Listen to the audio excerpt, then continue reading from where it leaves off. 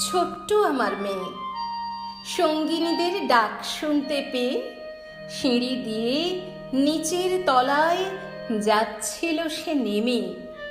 অন্ধকারে ভয়ে ভয়ে থেমে থেমে হাতে ছিল প্রদীপখানি, আঁচল দিয়ে আড়াল করে চলছিল সাবধানে। আমি ছিলাম ছাতে, তারায় ভরা চৈত্র মাসের রাতে। হঠাৎ মেয়ের কান্না শুনে উঠে দেখতে গেলাম ছুটে। সিঁড়ির মধ্যে যেতে যেতে প্রদীপটা তার নিভে গেছে বাতাসেতে।